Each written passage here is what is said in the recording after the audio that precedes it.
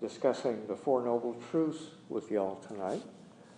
And the type of discussion I like best is, I have a little handout. We can go over that if you like. I don't want to give a lecture. And I'm hoping that there'll be lots of questions and commentary and discussion. And of course, any question is valid, useful. The simpler, the better. How many of you are familiar with the Four Noble Truths? How many of you have read commentary on them? Okay, so maybe you could teach the class better than I can, which is fine by me. Before we start, why don't we do the nice little rituals that may mark our lives anyway. Go around and say our names, and then maybe have a short sit, and then get into it. Is that okay? Okay. My name is Jim. Gloria. Joe. Todd.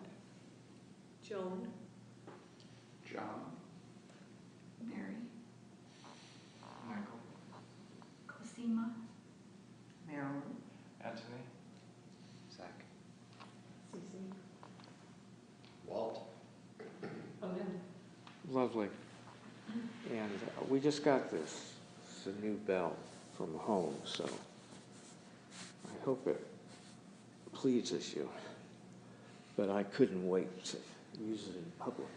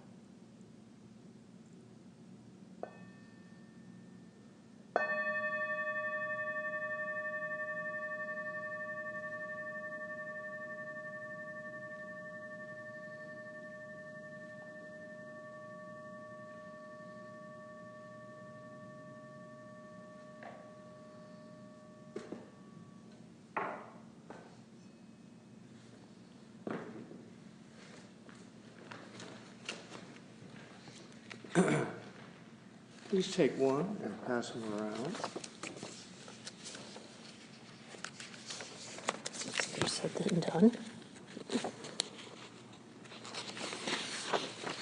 Oops, I took two.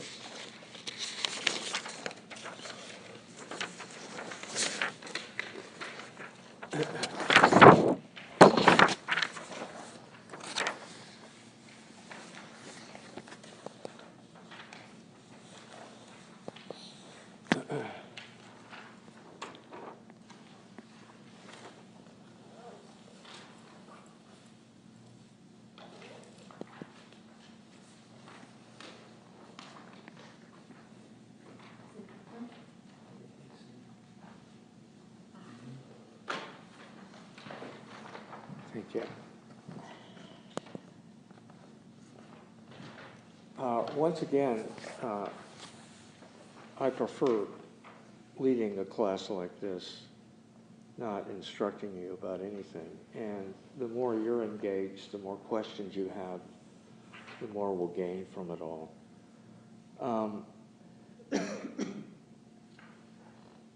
Would you like to read this first, quietly? Would you? Okay, let's do that.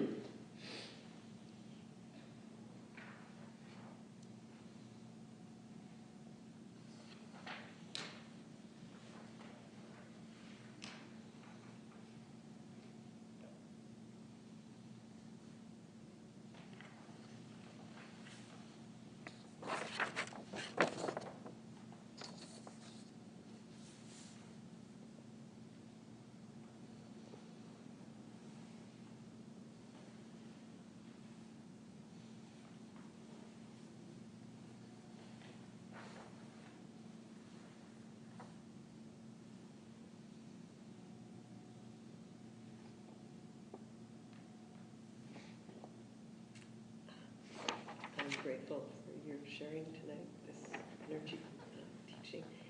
And I came without any particular expectation other than it's always good to hear the Four Noble Truths, good in a way. And having, I don't know if you know this, but I met you way back when SnowFlower was forming, way back. Mm-hmm. I thought, I'd love to hear what Jim has to say about this. So, what comes up for me immediately when I read these, although I absolutely believe they are true in practice, is what the heck, you know, like this sort of thinking and question that I had as a child, like, whatever cosmology, religion, or anything, or even just science saying there was such a thing as infinity or whatever, I just didn't get it, you know, like the why of it. And so, reflecting on it as I read these, this part of attachment to something like making sense, you know, I think that's what it is, and I love to make sense and figure things out. And but I still have this. What the heck would any universe put us here to suffer and then have to go through this lesson? You know, it's not a productive, useful question, like in the sense of like, it's more like a, you know, I can ruminate on it and just be pissed off. But it is something that comes up for me.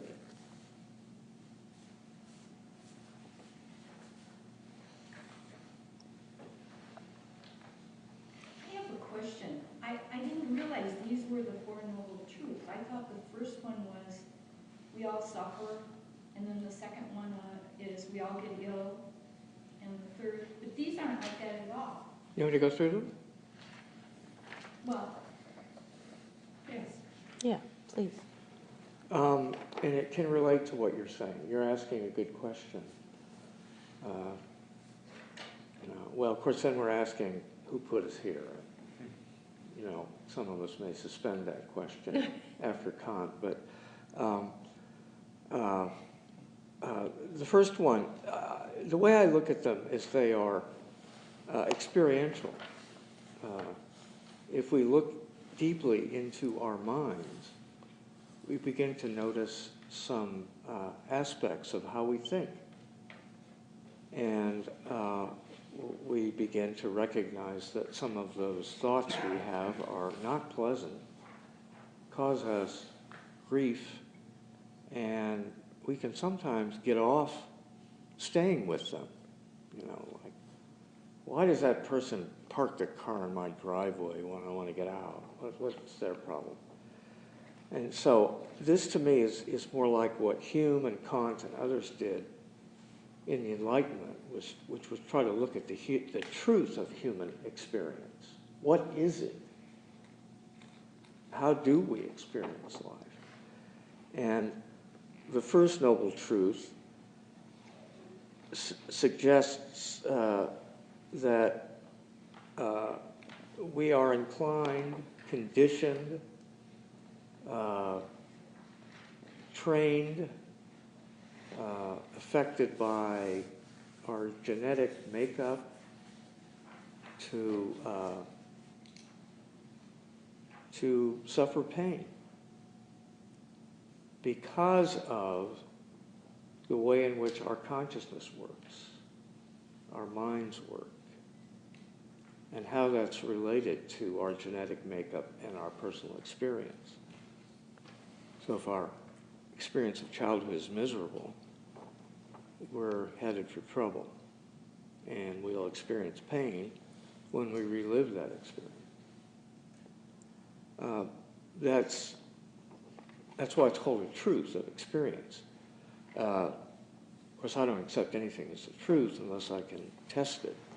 So in a way, these are our hypotheses we could test. The second one is to ask, and the ambition is quite simple, to be answered by this question: does practice awaken my true self? So right from the beginning in Buddhist theology, or whatever you want to call it, there is a positive assumption that we have seeds of compassion and joy and equanimity into us right from the beginning, given to us by our ancestors, given to us by some experiences we have in life. The way our Father told us he loved us at some point that we remember. And so, in a way, focus on suffering. You could very easily turn this around and focus on joy and equanimity. But because there is suffering, and because our goal is to alleviate that suffering, then the second noble truth follows logically, scientifically. What's the cause of that suffering? Why do we suffer? And the emphasis is on our existence as human beings to, through our consciousness, rooted in the forces that we grew up with genetically and environmentally, we have a sense of self and we have desires that we want to fulfill. And there's nothing wrong with that. If a young child can't exercise a desire for food, they'll starve to death. Nobody will pay attention to them. So it makes good sense. So we have desires. Deleuze, a French postmodern philosopher, talks about a human beings as desire machines. And I think that fits well into noble truth number 2. And so it is that grasping and clinging and craving that causes us a problem. Why does it cause us a problem? Because we grasp and cling at things that are illusions. They aren't real at some deep level. Ourselves, our sense of self isn't real. Because when we identify ourselves with our thoughts, then we don't realize that our thoughts are organic expressions of our experience, excited by our senses, and we don't have to identify with it. They can look at them, smile at them, take care of them. We can also let them go. And so the assumption is that we are conditioned human beings. And that's very consistent with a lot of modern philosophy and psychology, blah, blah, blah. Now, if we were fully conditioned and had no volition whatsoever,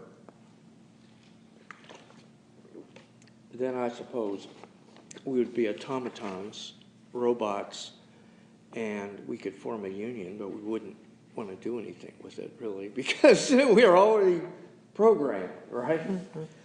But no, Buddhists don't, the Four Noble Truths don't suggest that. They say, yes, there is volition in the sense that we can follow a path or a practice that enables us to let go of those attachments. And nurture those notions and ideas that are positive for us. And redirect our consciousness in a healthier direction along the path.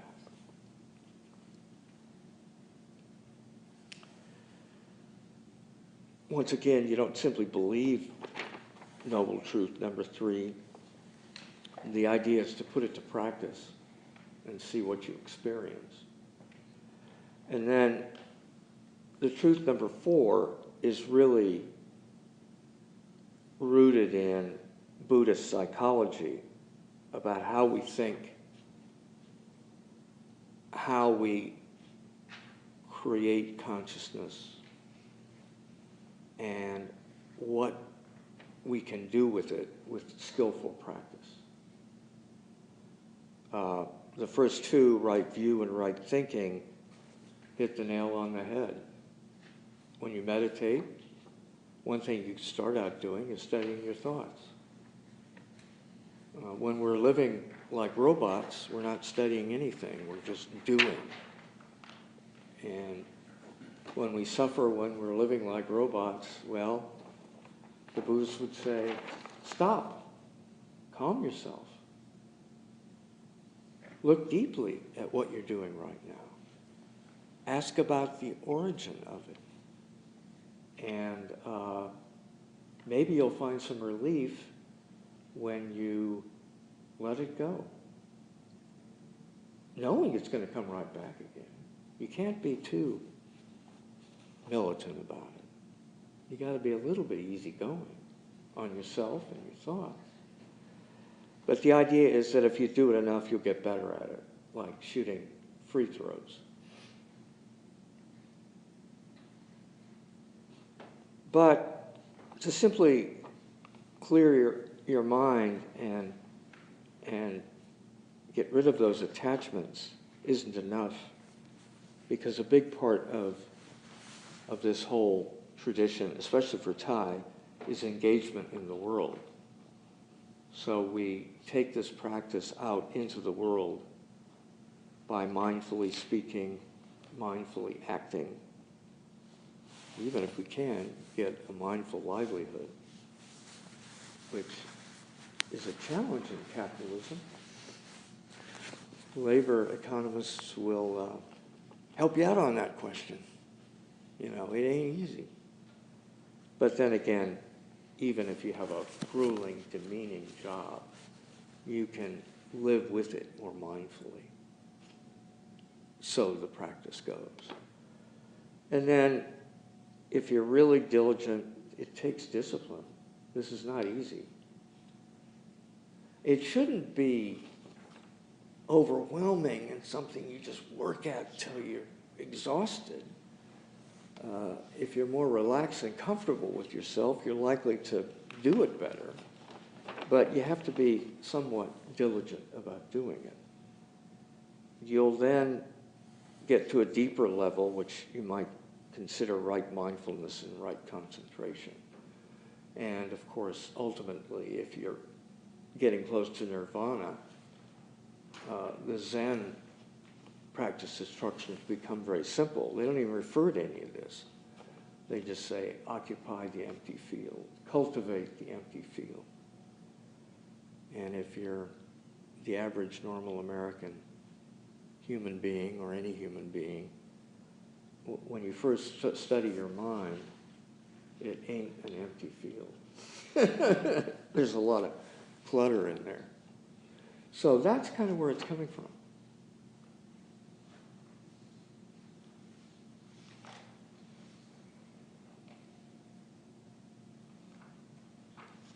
So it's suffering, the cause of suffering,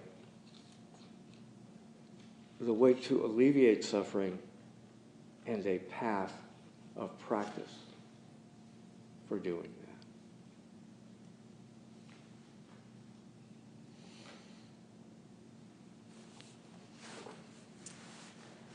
I like what you said about knowing the Four Noble Truths experientially, because it took me a long time to kind of grok them.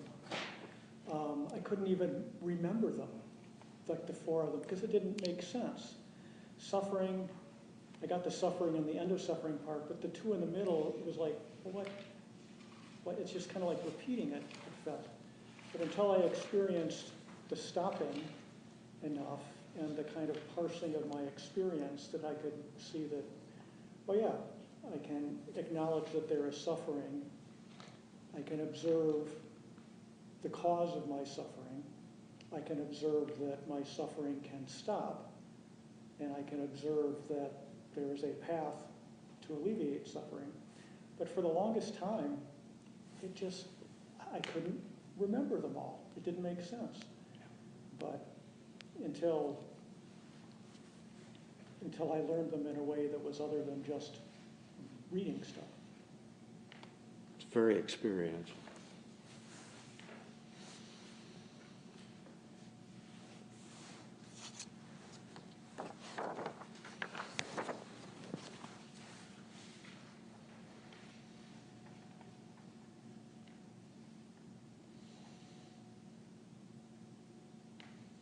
that's why some people will be intrigued by Buddha. Buddhism is quite a fad in America now, in meditation. It's been around for a while. I meditated when I was in the Army in 1968. Didn't really know what I was doing, but you know, they'll come with enthusiasm and meditate a few times and not experience much at all and not get the idea of it. And here's where my experience comes in. It does take diligence, and my favorite metaphor is shooting free throws. The very best basketball players shoot a lot in the gym before they ever get to the game, and they get better at it. And it's as simple as that, but it's also requires some effort. And I think the other thing is that if it becomes too much part of a recipe, which might come with finally memorizing it, you know, actually it may be beneficial when you don't memorize it, because when you memorize it, you say, oh, am I in step 3 now? And, oh, I'm overcome by suffering. And then the words themselves can become an impediment. You become attached to that. I mean, the last thing you want to do is to become attached to the Four Noble Truths without the practice of slowing down, stopping, calming yourself, looking deeply, and experiencing the fact that you are more than your thoughts, that your thoughts about someone else, which may come in the context of duality, cover up the reality that we are all one at some level, and that will unleash bountiful seeds of compassion. Because if you don't see the other as separate, would you be more inclined to be compassionate? Maybe. Kant thought that. Kant thought that that human beings are sense organs. So we don't start with our heads, we start with our senses, but our minds play a role in it. And that one of the traps for ethics for him was the selfishness of human beings. And that's fine. We have a self and we need one. We need an identity of self. But the question of all this is what we do with it. And if it becomes too attached to illusions about itself, then problems arise.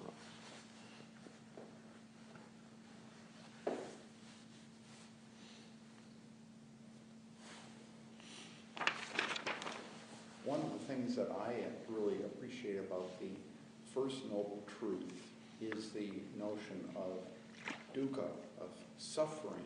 And I generally don't like putting things into Sanskrit and Pali words that, you know, you're in kind of the elite group if you kind of understand all these weird words that you never ever hear. So I generally like to use English words to describe things. But an exception is dukkha, because dukkha is if we say suffering, it's like, oh, I've got a toothache, I'm suffering. But dukkha, I think, really refers to, it obviously, probably all of us know, it refers to a much broader sense of suffering that includes just dissatisfaction. Is this kind of all there is? I'm bored. You know, this is just not enough for me. You know, maybe I'll turn on TV, maybe I'll have some dark chocolate, maybe I'll whatever. It's just not enough. I'm just dissatisfied. So I think looking at suffering in terms of that broader landscape of dukkha is just, to me, so liberating, because it's the human condition. Oh, it's not just me that experiences this some of the time. All of us, well, maybe I can't speak for all of us, but I do. I suspect most of us do. So having the root of the Four Noble Truths in this broad concept of suffering that includes dissatisfaction and boredom and pissed offedness sometimes, grumpiness. That's just kind of life. And Ty does such a nice job of saying, the people that say life is suffering are, he claims, and hopefully he's right, misinterpreting the Buddha. He says, life is made of everything: joy, happiness, envy, jealousy, sadness, elation. I mean, it's all this panoply of all these different emotions. But the ones that give us, trouble are probably not joy and happiness. It's the ones on the dukkha side of the ledger. And what do we do about it? But I just find it kind of liberating when I first sort of got that I'm in good company with dukkha. So.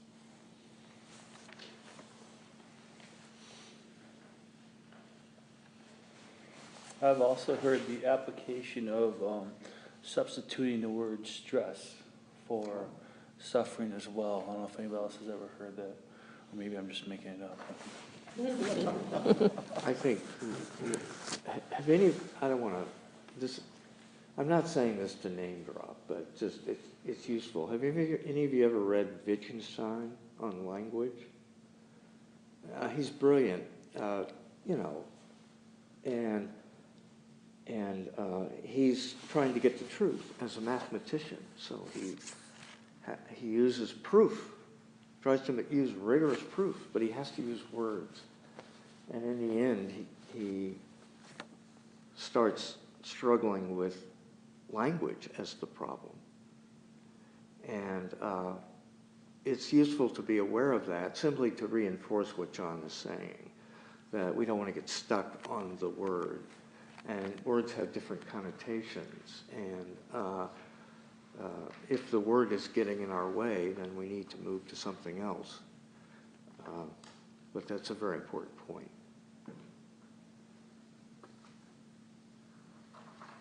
I really like the Four Noble Truths I had come across because I think they're important for us right now.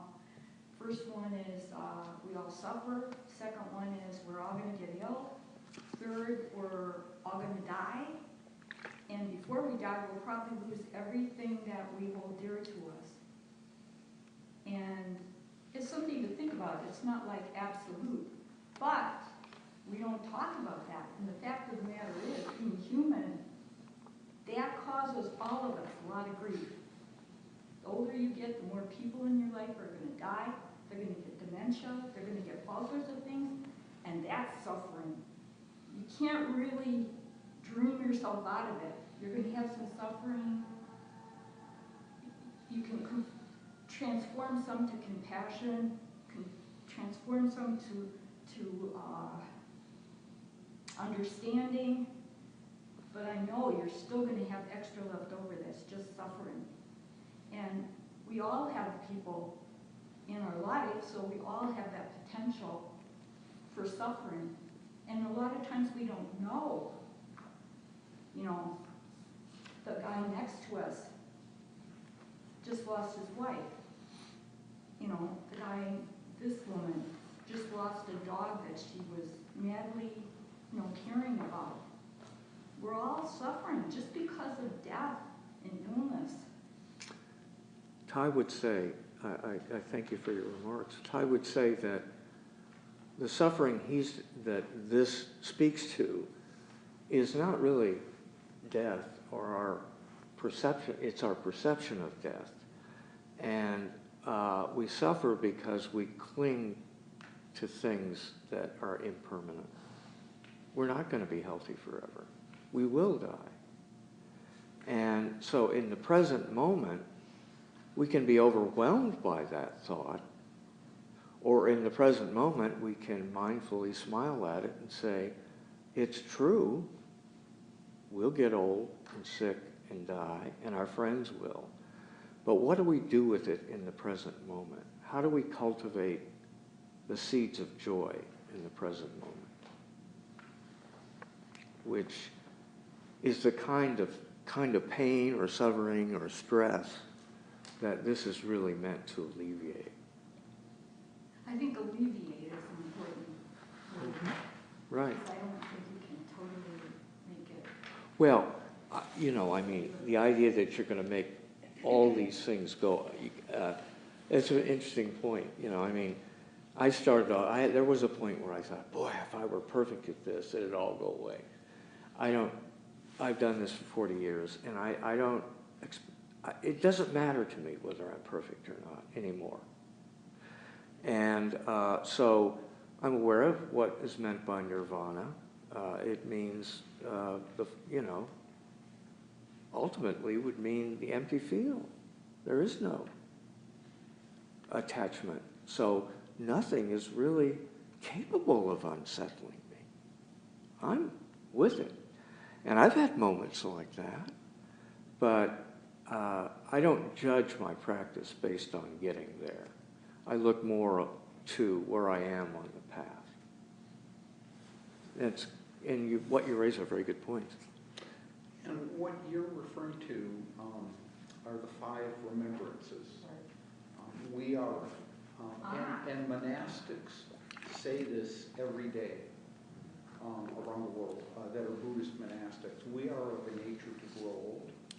We are of a nature to get sick, etc. The last one is the only thing, and somebody can help me out. The only thing that we leave behind is our actions. Our actions, something like that. our actions are our true belongings. Yes. And it is the 5 remembrances. It is the 5. Now, Good. These are sources. The first 4 are sources of dukkha or suffering that relate to the first of the 4 noble truths. Yeah. There's so many 5s and 8s and 10s. Yeah, I didn't want to get you all into the 25s and the 30s and whatever, but very well Also known stated, as the both 5 of you. bummers. Pardon? Also known as the 5 big bummers. That's right. There you go. Yeah, isn't it something like my actions are the ground I stand on? There you Yeah. go. That's another way of saying it. And well, we are of a nature. Yeah. Mm-hmm. It's actually 4 bummers plus then the real. That's right. That's right. Mm-hmm.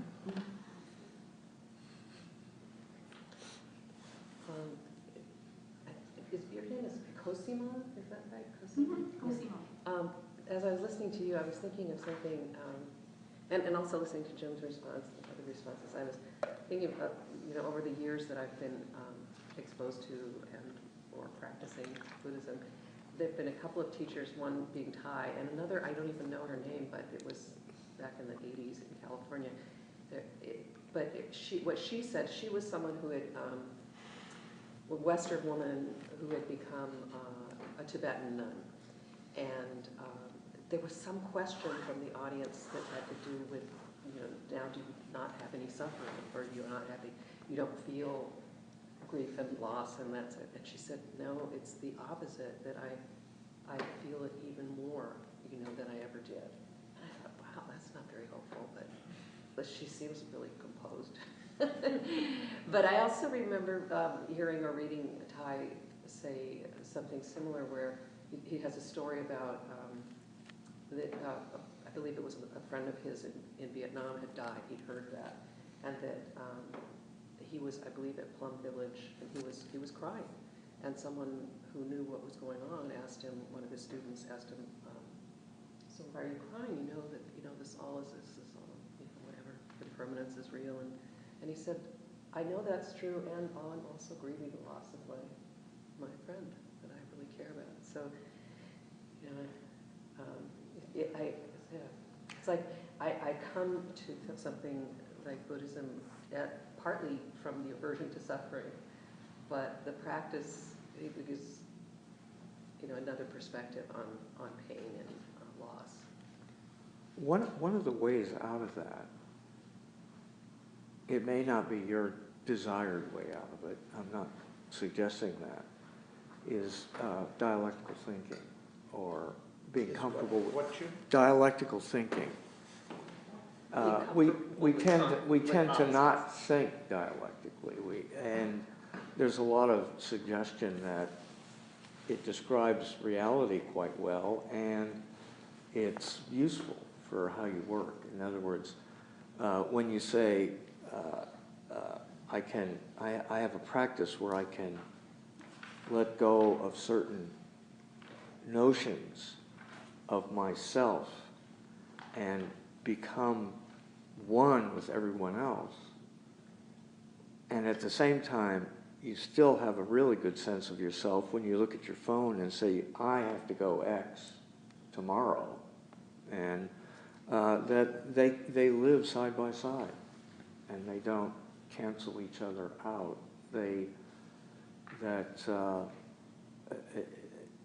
But at least you're awake to that. To not be awake to that could be a trap, is all. And I suspect that when he was crying, that there might have been some joy in his expression of that. And I think death overwhelms us. And I feel nurtured by expressions of compassion with friends who lose loved ones, where they feel like I really connected with them. I feel joyful at that moment. I went to the funeral of a friend.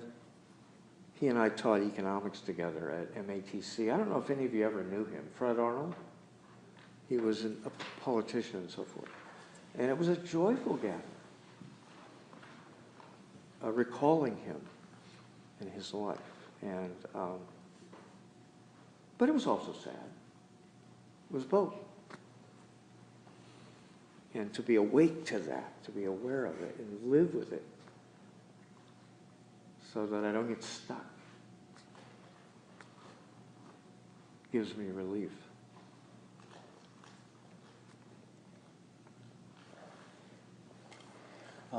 Yeah, there's a few people in here who kind of know what's happened to me in this last week. I was lucky enough to be here last Thursday for this class. And in between last class and now, I've gotten just absolutely horrible news about my sister. And just speaking really quickly on what you had said, it's amazing how that kaleidoscope of lenses, even with bad news, all of a sudden becomes clear.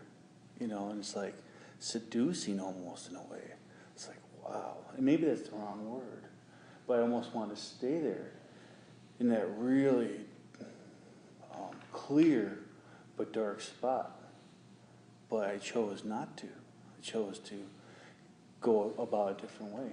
And I thought about this just a little bit yesterday, and I can't go too much further on it than that, but just want to add on to what you had to say. Mm-hmm.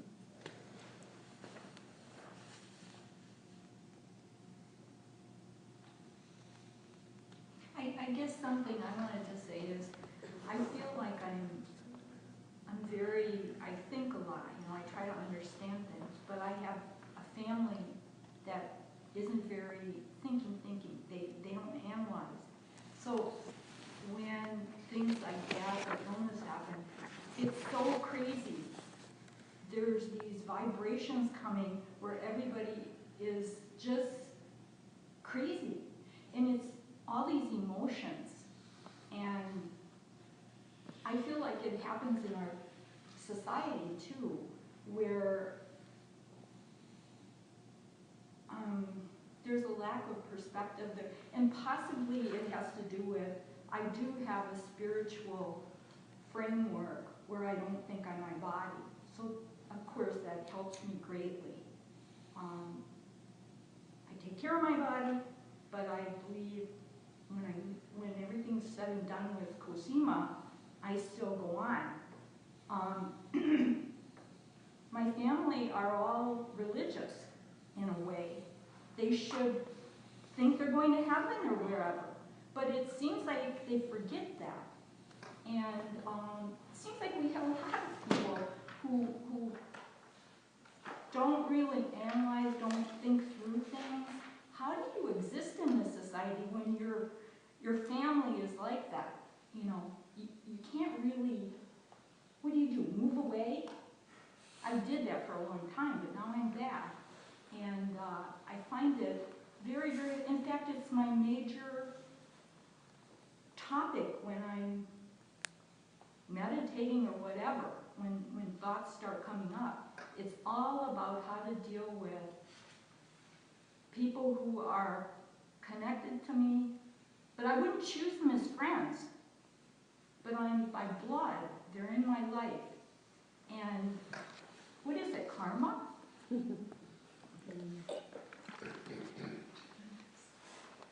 Huh? Genetics. Go ahead, Dick. I guess I'll share a little bit, and that makes me particularly think of two things. One, a story that Ty is very famous for saying. I think Stephen might have mentioned it last week. I can't remember if it was a class or at a Sangha on Tuesday, and that is the boat people, and that story that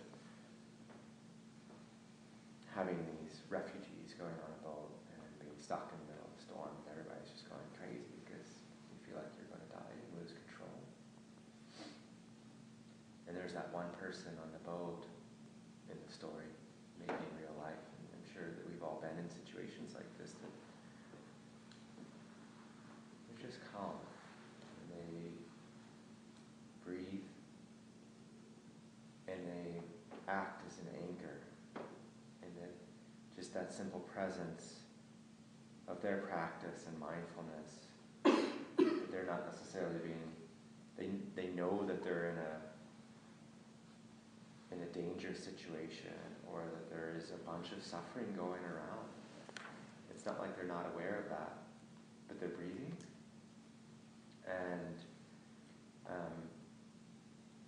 And that, and I know that we've probably all been in a situation like that, where that particular presence helps to alleviate and calm. And so I'll share a particular personal experience about my wife, and I can tend to react very quickly. And I was just blown away. I won't go into details at all, but we were back in town for a very serious illness with her sister, and her mother was very unhappy with us, and her sister was very unhappy with us. And we walked in, and they're a very crazy family, if you will call it. And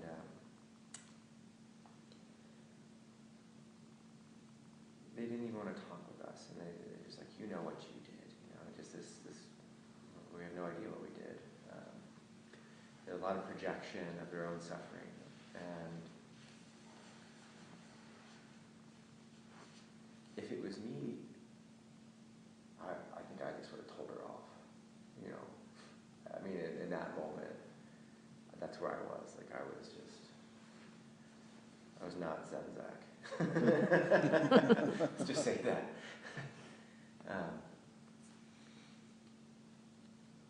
And Leah walked back inside. She gave me a hug, and she cried a little bit. And she took a little walk outside. She's like, I just need to go take a walk. And she came back in, and she just started talking to her mom about gardening. And just meeting. She met her on a place that they could both be at. And I just couldn't believe it. I mean, at that moment, I just saw my life in a very different light. Wow, that to me was the practice of, there's all this other stuff going on, and you talk about gardening because that's where you needed to be. And I guess that's all to say is that it's all situational, and there are these teachings. And I mean, Leah, we talked a lot about it, but she knew that if she went into that conversation that I wanted to go into, which was not really a conversation, that she would have been dragging herself through a load of suffering and making that suffering, compounding that with her mother and sister. which I thought was good on her to be able to do that. I don't know that I would be able to do that. But maybe that is helpful, a way of just thinking of a way to be.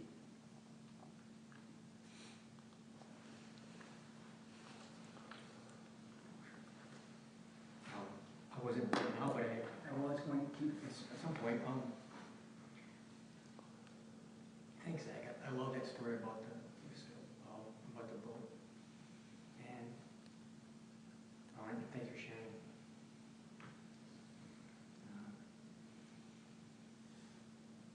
The first time I heard that story, I was kind of aggravated because I was like, it's me in the boat. You know, I'm the one. It's all about me. You know, I need to take control. And I realize it's not me. It's somebody else. You know, it's especially when it comes to family. You know, there's got to be somebody. You know that can, you know, take this. Someone can take your side. Not that you're gonna beat up on your family member or whatever. Just look for somebody. Look for the person that is calm. If you're in the, I guess that's.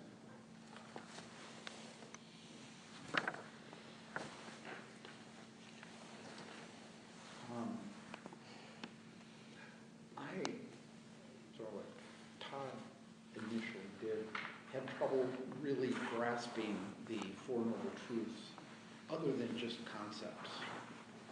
And it wasn't until I read Stephen Batchelor's Buddhism Without Belief that he really takes those four and applies them to daily life. And I highly recommend this short book, his first book, Buddhism Without Belief. But I really got it then. And in terms of applying it to family situations, I can relate to what you're saying. And I know there shouldn't be crosstalk, but there's a little crosstalk. I'll write that down for the course evaluation.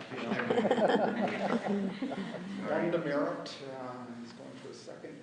I have a brother who was a brilliant psychiatrist and went sort of mad.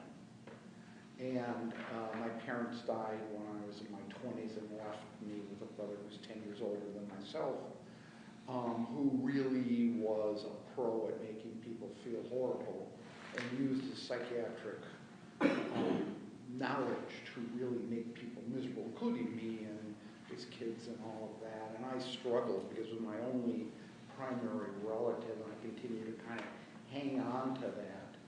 And when I think, and I'm not sure I used the practice, but I surely could have, and looked at what my suffering was, as opposed to just say, makes me miserable, but what specifically is going on, and looking at the causes of that. And the causes of it were, he was a pro at pushing the buttons to make me and other people feel miserable. And that looking at the third noble truth, the cessation of it, was when I wasn't around him. So I came to the realization it was a tough one to just stop all contact with my only primary living relative. And that brought me a great sense of relief, and it was the right decision for me to do. And what Zach shared with Leah was that would have been the wrong decision, because that was a relationship with her mother, if I may interpret, that was certainly worth preserving. And these were very stressful times, and that it sounds like she was very skillful in diverting the conversation and getting it to a healthy place. So it would have been, I'm just kind of extrapolating, but really a disastrous thing to draw a sharp line and say no more contact. Because it sounds like there's a lot of good things there as well as difficult things, where with my brother there wasn't. But I too thought about it a lot. You know, that was the main dog barking in the night for me, was the crap I went through with my brother. And drawing that boundary to protect myself was was the right one. And I could see how people would draw that boundary, cut themselves off from their family, and have it be the wrong one, and be isolated and whatnot, and withdrawn. So, I mean, you know what I think of is just saying to these people, like the mother or your brother, I know you're suffering. Do you want to talk about it? I can tell you're suffering. Because I get the feeling they're not asked that. Because they're so good at attack that keeps people away. And this is part of what I'm using my practice to do, to try to go beyond myself and see the other person. And yeah, just grow so that I can be skillful rather than just protecting myself or thinking I'm right. You know, I'm right, they're wrong. It doesn't go anywhere. I think what I was saying is the Four Noble Truths are just a One- wonderful model that I use that worked. I'm trying to get some others involved. Yeah. I just wanted to say, what I've used with difficult people that works really well is metta, because I can't change them, but I can change my feeling toward them. And so when I have very difficult people, like I had this guy I worked with at Springs who was a real jerk, and every time I walked into his office, one of the best things was doing body scans for me so I could feel when I was starting to contract. I'd feel myself contracting as I went into his office. And so I started doing metta for him every day in the morning, and even if they're a jerk, you can say, may you be happy, may you not suffer, because then you realize they're suffering. And it softened my heart so that I didn't contract when I went in his office. I was a little friendlier. He was still a jerk, but it didn't bother me. And so I think that's what the Noble Truths are all about, is, yeah, they're suffering. And look at, you know, I realized that he had a lot of issues that were causing him to suffer, and that's why he was acting in that way. So it really, you know, using metta, just, I've done it numerous times with people, and it really seems to work for me. I think last week's class before there was some pre-reading or there's a pre-meta that David or Stephen put on. I don't know if you saw the The CD he had on? No, he's like, before you come to class, here's some reading. And Oh, the pre-reading, there's yeah. a meta Video. Audio, so it's audio on YouTube. But it's really good. I don't know who leads it, but it's pretty good. Meta meditation. Someone who hasn't spoken? Maltese over there. I was going to comment, not really changing yours, but it sounds like it. It's going to sound like it. And that's that I've kind of been for a long time, I was confused by this, and it was the words, it was the language. And I'm kind of thinking now, the way that I look at this is that when the word suffering is used here, it doesn't really mean suffering. Or it means something very different than what we think. And somewhere along the line, not really a long time ago, I picked up on someone who said, well, you have to understand that what's unpleasant to us is not necessarily bad. And I've been using that quite a bit. And in that sense, unpleasant would be what we consider suffering, pain, discomfort, stress, all that stuff. That's just there. Death. It's just there. Bad is what the Buddha uses as suffering. That's the way I'm thinking of it. And the bad part, the suffering part, is when we're not reconciled to the unpleasantness. Yeah, unpleasant is too light, easy of a word for some of the horror. You know, we're not able to reconcile with it. So, and it brings to mind the second arrow story. You know, like death and all this stuff is the first arrow, and it's my reaction to it. Maybe the second arrow if I'm not reacting well. And but it's almost inevitable. The human condition is that there's a point where everybody isn't going to react to it. I mean, everybody's got their point where they're just not able to be detached, I think, you know, except the Buddha. But so that I'm just kind of putting that in as I try to keep clear that, and I'll substitute the word unpleasant. You know, it's unpleasant when I'm around these people, and I think that this does flow from what Gloria said, is that the meta. You know, what's that got to do with suffering? That's working on the second arrow part.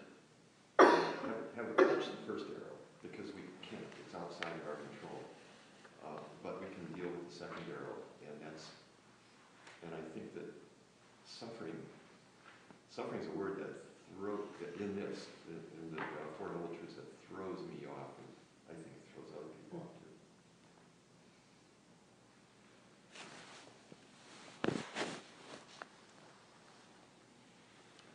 I think it's another Stephen Batchellerism that basically what we accomplish through the Eightfold Path is a radical change of perspective.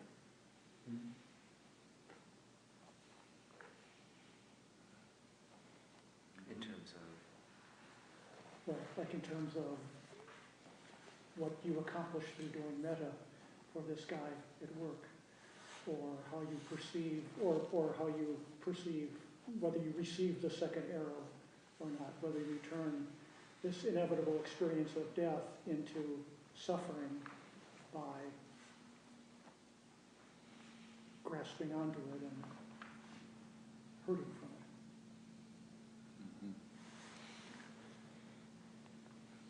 it. So if I spin off on understanding what Walt said, the bad is when, in your example, I'm with these people who are crazy and they're not supposed to be this way. And so I want them to change, and therefore I'm suffering. Is that kind of what you were saying? I mean, would that be an example? Yeah, it would, and it doesn't. Jim's talking about the cause of suffering, clinging, which is the major one. Mm-hmm. But clinging has to be understood also as aversion. Mm-hmm. It's like trying to get rid of clinging to the Clinging to my idea of what you should be as opposed to what you are. Pardon me? Wanting something Yeah. different. Yeah. Okay. Yeah. So yes, I agree. This comes back for me listening to the notion that peace is every step, and what someone was saying earlier about that several people were talking about that all we own is our actions, all we really can affect, and our action is part of what becomes the next reality or the next step or the next step. So that's like something that's sinking in for me, and it's helpful to just think of this. So like the second arrow for me would be beating up on myself for whatever the event was, rather than, well, that's one choice to do, or as Leah made a choice, or you might have made a choice. Just to be aware of what I understand to be the karma of that is just that there's actions and there's consequences, and to make that choice, it's like, what do I want next, and how much does it cost, and I'm willing to pay the price. And that it sounds very rational, but to be able to get to that kind of calm place when all the stress hormones and everything are going on. So just, I mean, it seems like magical to me. It doesn't always doesn't generally work for me to do meditation, but I can see how as a next action, when I'm aware that I'm having that aversion or having that reaction that could do another action. It's huge. Thank you. Thanks. So, the 5 remembrances, I've always thought that the reason, and I haven't really studied them, but I do know that the reason to recite them every day is actually related to the suffering, because if we recite the fact we're going to die every day, or someone else's, when it happens, we're not so attached to the aversion to it.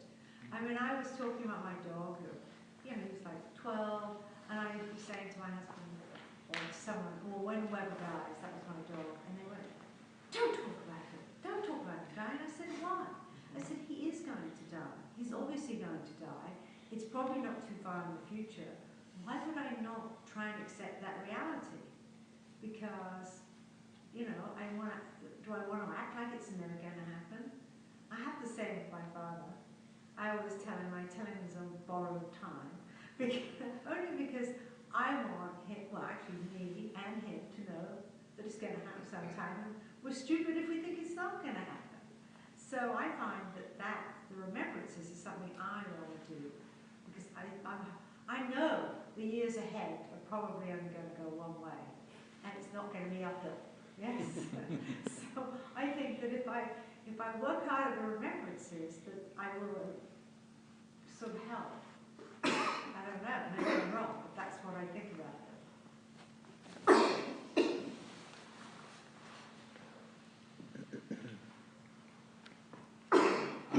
I look forward to my suffering. I do. I think that's. I'm suffering right now. I have trouble talking in front of people, and my heart rate's up. And I just saw this TED talk, or heard it, and she said, stress. I'm suffering because I'm stressing out. And Joe said, a lot of it is stress. And we need to find a root of it. That's the seed. We're wiring this stress. And but it's a biological response it's a positive biological response that we have, it's a play we have in our DNA. So it's a good thing.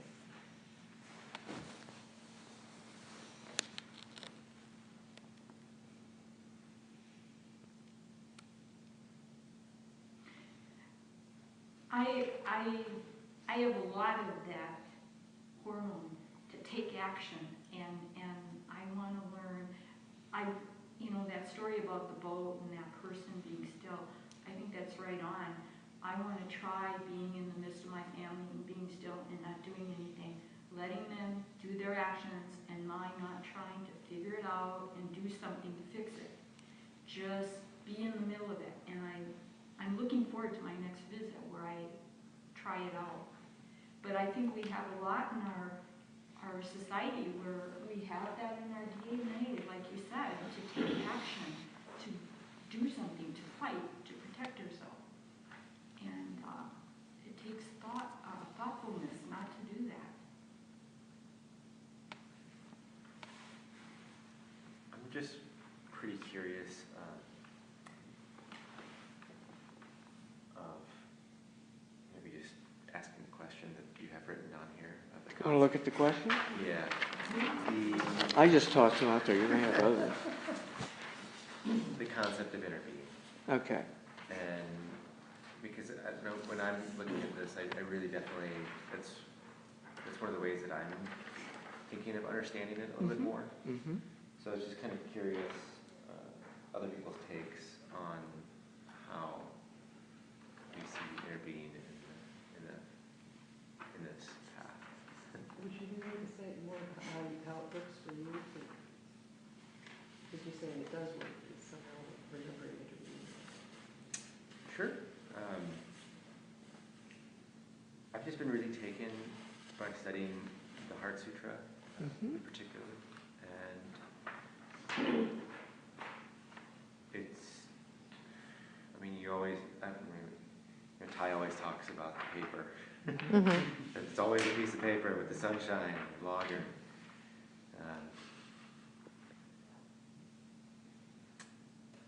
But, so I mean, conceptually I get it. Mhm. But I also know that concepts aren't good necessarily. I guess they can be useful. But if I can actually see that I am my father, I am my mother, I am you, I am my dog, I'm grass, I'm rock, etc. And that not even my thoughts are mine. That the sensations that are coming into my brain, particularly with my thoughts, that it's just like Stephen did the other night too, it's like that, there's that form and then the non-form and then whatever our mind kind of goes and we're stuck in that, our reactions to it. So peeling back those layers, I mean, conceptually for me, is seeing that, yes, there is suffering. And, I mean, I get a lot of suffering from my aversion to things or clinging to them, I mean, as it states. But the idea of knowing that we don't have a self kind of alleviates that in my mind, but it doesn't work well in practice, necessarily. So, just kind of tossing that up.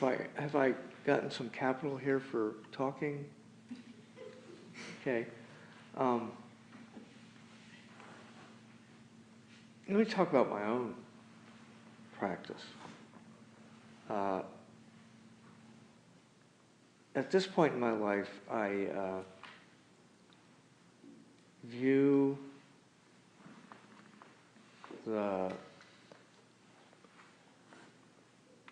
likelihood and the experience of unpleasant interactions with other people, family or otherwise, as inevitable. They're going to happen. I don't have any control over it. And that with my actions being my only belongings, my volition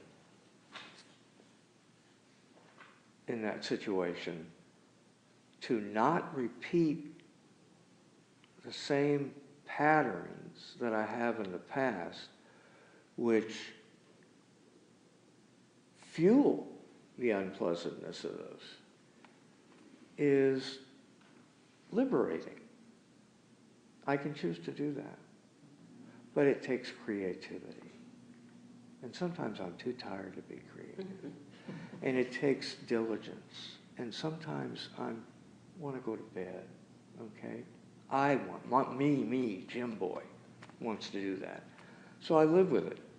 But what I've found is that stopping and calming my mind and focusing on my breathing and thinking of Hangzhe and the empty cultivated field sometimes gives me the energy to do something. And therefore, life becomes a very liberating chance for creativity and experiment. And let me give you a concrete example. I love to talk politics. And I find it, people who don't want to talk about religion and politics, I actually find them boring. But there is a skillful way of doing it and an unskillful way of doing it. And if you've ever been in those kinds of discussions where people's feelings are hurt, where they circle the wagons and they get really angry and they want to tell you something, you blew it. So the real skill for me is having the presence of mind to craft the speech and the action so that it doesn't take me down that path. If you and I are discussing an issue together, looking for the truth, what fun. If we're not, let it go.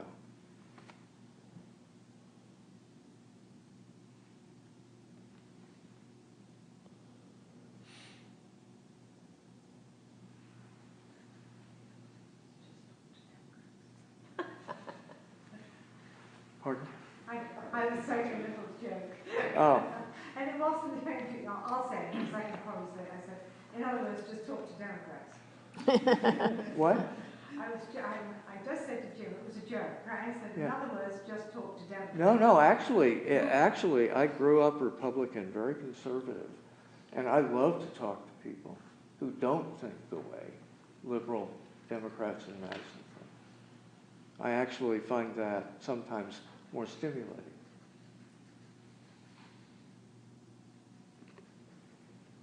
But it's also can be a trap. And sometimes, Buddhists talk about specific and universal, individual and collective. And they're both there all the time. And so there is a cultural zeitgeist in America right now that's affecting the whole country. And sometimes you run into that. And a manifestation of it when you run into your family or somebody else. But to be aware of that and try to make a creative response is kind of fun.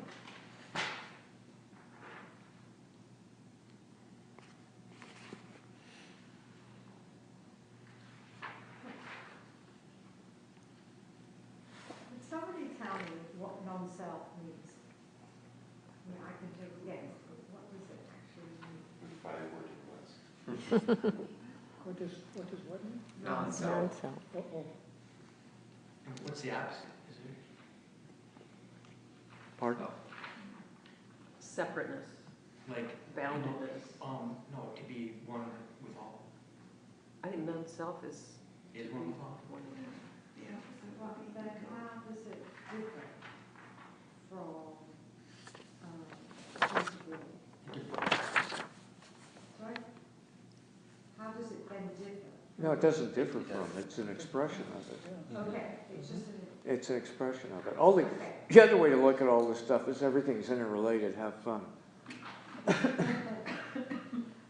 so it's not still a No. concept. It's No. just another look. Okay. Wasn't intervening something, a word that Ty brought into the language to kind of emphasize that, instead of to de-emphasize the negativism of non-self? Yeah. Yeah.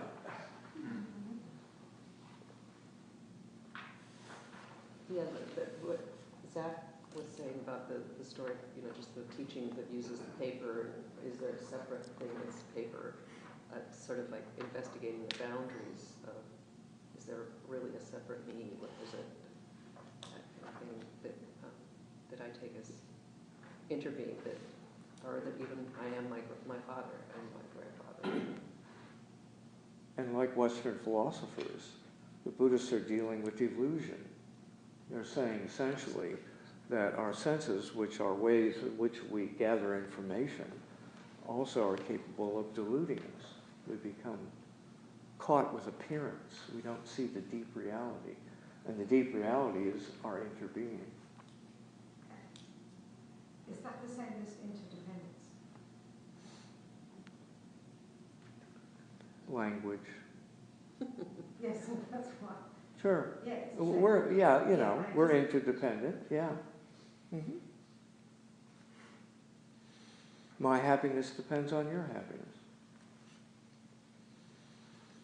So if I'm not happy, I'm giving you a phone call. So you can transfer rules?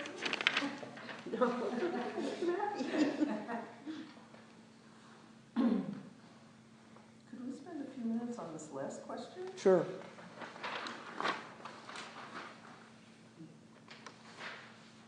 Ty's very clear on saying that one should not mistake the finger for the moon. So I take that to mean, like, that the Dharma and all the teachings, or all these rules and whatever, they're pointing the way toward a flourishing being or interbeing. So if I'm pointing at that and you look at my finger, you're missing the light. So that does it have to do with attachment to the teachings and to the dogma, as if that is, rather than it's a practice? It's a way. Mm-hmm. Very good. Do I get a point? No. The points have been exhausted. What was it? I understood. What was the answer? I'm sorry. Well, if I point, I'm sorry. Well, if I point, like some people say dogs, will just look at your finger. They don't. They look to where you're pointing, and that the teachings, the Dharma, the teachings and the practices point us in the direction. It's not that if I follow the precepts that I become good. It's just that I'm more likely to become good because I'll be heading in the right direction. I'll be less intoxicated and less killing of people or beings. So it's that am I saying this right? I mean, the teachings would be like the finger. They're pointing. It's like the language. If interbeing works for you or non-self works for you, that's a good pointer because you'll feel it working for you, and that's where the practice is. And what would the moon be then in the metaphor? Moon's nirvana on the front page. There you go. I guess I take this to mean that don't mistake the path for the outcome. Mm-hmm. It's kind of like saying we don't meditate in order to become really good at meditating. Mm-hmm. Well, you're shooting for the moon, so that's not necessarily nirvana. It's whatever you're shooting for. Well, I think that they have a certain notion of where you're headed. But it's going to be dependent, because there are 10,000 Dharma doors, it'll be dependent on your experience of it. Well, couldn't it be as simple as, it's not literal. Don't mistake a finger for what it's pointing at. Don't just mistake the guide, the map for the terrain, or for, it's For your objective. It has to mean anything like the moon is meaning something in particular. It's just the thing you're pointing at. I guess you could say, don't mistake the finger for the piece of shit that you're trying to avoid or something. Yeah, but still, that's the same isn't meaning. there an ultimate objective? Sure. So, can I also The Buddha became enlightened and gave us the Dharma talk. go back to something you said when you did your first explanation of this, and that was, don't get attached to the Dharma and get caught up in it. Would that be the same as these people in church who literally have to take everything literally and hold you accountable and so lose sight of why you're there and what it's all about? Would that be in the same vein? I think so. Mm-hmm. Sure. Everything has dogma. Buddhists historically are full of dogma. And violence in some cases, like the Buddhists in Myanmar. Can I remind you? So Ty says this is it. This is it. As far as the practice of mindfulness, when I was at Deer Park, I didn't hear a lot about nirvana. It was like this is it.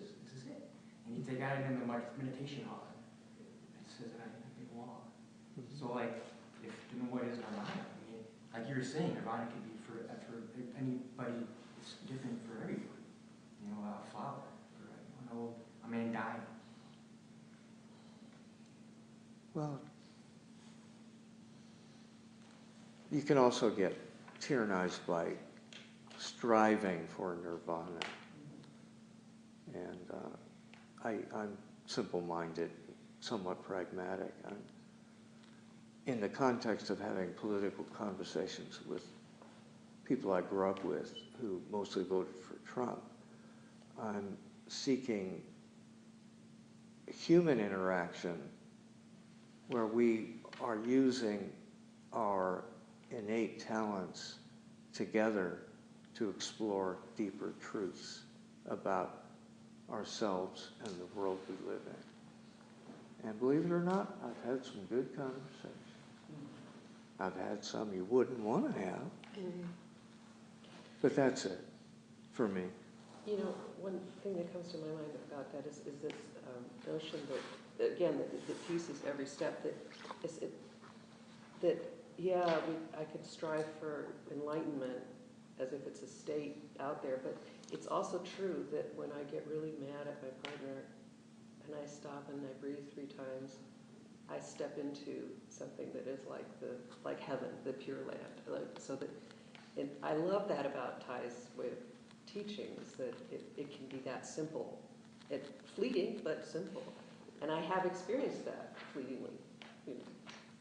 I don't know if that makes sense. I think that's what keeps me practicing, wanting those experiences.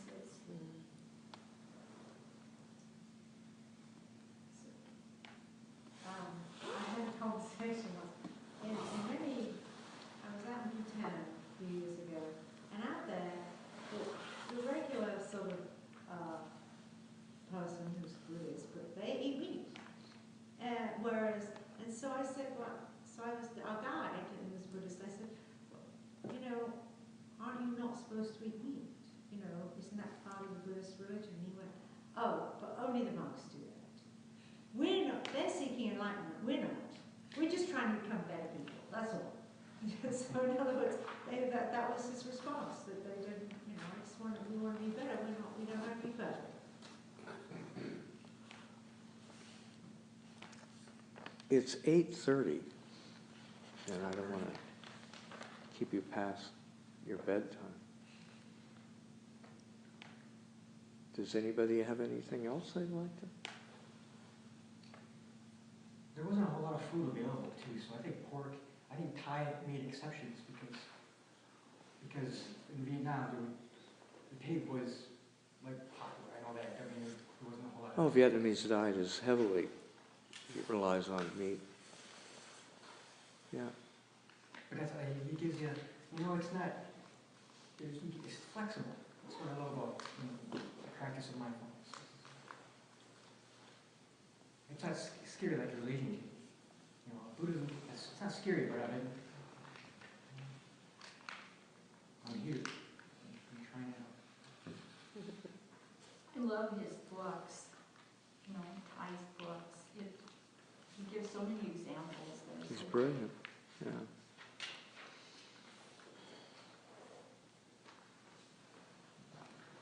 John, don't you get enlightenment when you're riding a bike?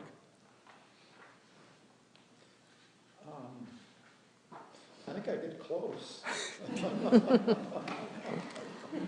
So you're not attached to the field? Exactly, but I'm not. I could be on a Of course bike, I'm I not could be attached. shoveling, so. Susan's probably out riding her bike right now. It could be. Yeah. One of your questions that would be the subject of another talk would be, is it really possible to transform habit energy? Because I think absolutely yes it is. There's a lot about cognitive emotional therapy that really fits Buddhism. I didn't know they were Buddhists. It's a good point. Very good point. And that makes it very promising, this practice. Thank you.